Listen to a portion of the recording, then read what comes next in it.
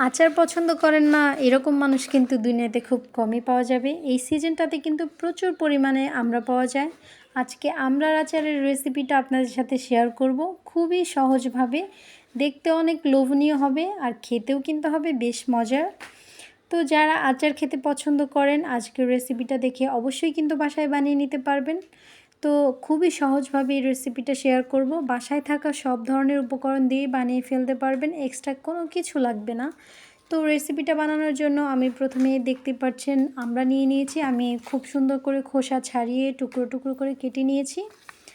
তো একদম পানিটা কিন্তু আপনারা একদম ঝরিয়ে নেবেন। আমি একটু পানিটা ফ্যানের বাতাসে একটু শুকিয়ে নিয়েছিলাম, কারণ আচারে বেশি পরিমাণে পানি যদি থাকে তাহলে কিন্তু সেই আচারটা খুব বেশি দিন সংরক্ষণ করতে পারবেন না। তো যাই হোক, এবার আমি প্রথমে একটা চুলাতে কড়াই বসিয়ে দিয়েছি।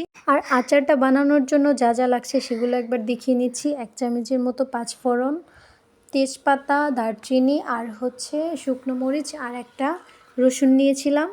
তো এরপরে হচ্ছে কড়াইটা গরম হয়ে গিয়েছে। দেন এইখানে আমি সরিষার তেল দিয়েছি পরিমাণ মতো। সরিষার তেলটা একটু বেশি দেওয়ারই ট্রাই করবেন। তারপর হচ্ছে সেই তেলের মধ্যে আমি তেজপাতা, তারপর হচ্ছে দারচিনি, শুকনো মরিচ আর হচ্ছে পাঁচফোড়নটা দিয়ে দিব। এবার একটু এটা হালকা ভেজে নিতে হবে। তো এই পর্যায়ে আমি হচ্ছে রসুনগুলো দিয়ে দিব। তো রসুন সহকারে আমি আরেকটু কিছুক্ষণ এটা ভেজে নিব। তো এগুলো থেকে যখন খুব সুন্দর একটা স্মেল বের হবে তখনই বুঝতে পারবেন যে এটা ভাজা একদমই কমপ্লিট। দেন আপনারা হচ্ছে আমড়াগুলো দিয়ে দিবেন। তো আমি এখানে আমড়াগুলো দিয়ে দিচ্ছি আর এখন সব কিছু খুব সুন্দর করে মিশিয়ে নিব। তো এই পর্যায়ে কিন্তু আমার খুব সুন্দর করে মেশানো হয়ে গিয়েছে। আমি এবার একটু এখানে মরিচের গুঁড়োটা অ্যাড করে দিব, কারণ এতে হচ্ছে কালারটা অনেক বেশি সুন্দর আসে আর হচ্ছে একটু ঝালঝাল হয়। আমি যেহেতু একটু ঝালঝাল করে আচারটা বানাবো, তো এই জন্য আমি একটু বেশি করেই মরিচের গুঁড়োটা দিয়েছিলাম। আপনারা কিন্তু এটা স্কিপ করতেও পারেন। তো যাই হোক, তারপর মরিচের গুঁড়োটার সাথে সব কিছু খুব সুন্দর করে মিশিয়ে দিয়েছি। এরপর একটু ঢাকনা দিয়ে ঢেকে দিব। তো আবার কিছুক্ষণ পর আমি আবার ঢাকনাটা তুলে একটু নেড়েচেড়ে দিচ্ছিলাম। তারপর একটু চিলি ফ্লেক্স অ্যাড করে দিয়েছিলাম, কারণ এতে করে কিন্তু অনেক সুন্দর একটা স্মেল আসে আর হচ্ছে টেস্টটাও কিন্তু অনেক বেড়ে যায়। আপনারা যদি ঝালটা কম খান তাহলে কিন্তু এইটা স্কিপ করতে পারেন। তো এরপর হচ্ছে আমি আবার একটু লবণ দিয়ে দিচ্ছিলাম।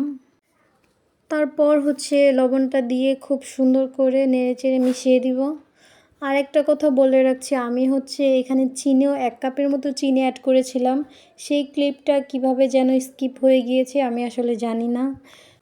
তো সব কিছু সুন্দর করে অ্যাড করে দিয়ে আমি হচ্ছে আরও 10 মিনিটের মতো রান্না করে নিয়েছিলাম, কারণ আচারটা একটু সময় নিয়ে না বানালে কিন্তু হচ্ছে খুব বেশি দিন সংরক্ষণ করা যাবে না। দেখা যায় যে যদি একটু পানি পানি থেকে যায় তাহলে কিন্তু ফ্রিজে রাখার পরেও অল্প কিছু দিনের মধ্যে আচারটা নষ্ট হয়ে যায়। তো যাই হোক, এই পর্যায়ে কিন্তু আমার আচারটা একদমই রেডি। তো আজকের মতো এ পর্যন্তই।